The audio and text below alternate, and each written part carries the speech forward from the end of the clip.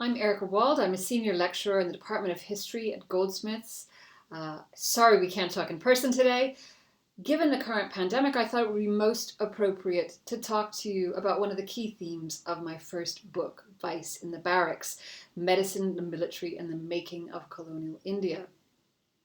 So the book uses so-called vice-related health threats, namely venereal disease and alcohol-related illness, in particular how they affected European troops serving in India, as a window in which to examine the nature of the colonial state and its interactions with Indian society.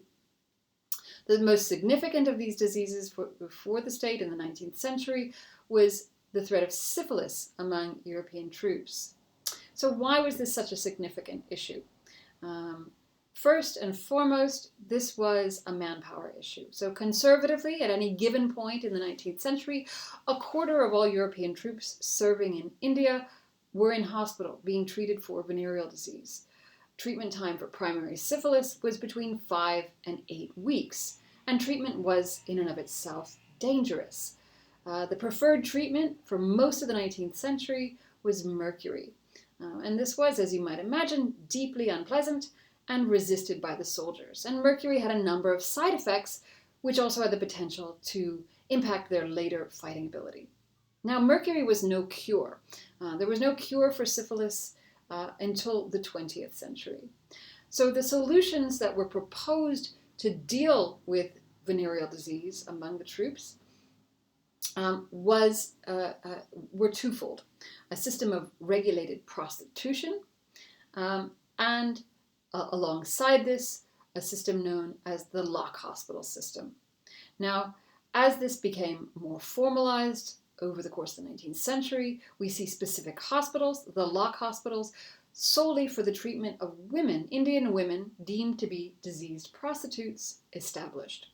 So my book traces the periods of official and unofficial operation of this system.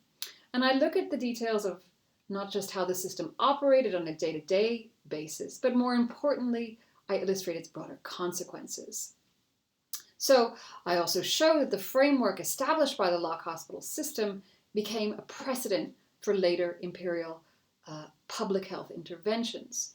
And I show how this structure, for example, was used in the control of later health threats, such as the 1897 Bombay Plague, in which the authorities used some of the more traditional methods for controlling epidemics, such as quarantine, and then combined this with elements which reflected the lock hospital system. So house-to-house inspection, the forcible removal and treatment of the suspected sick in designated hospitals.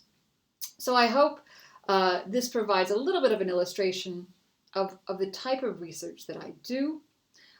If you have any questions, please do get in touch.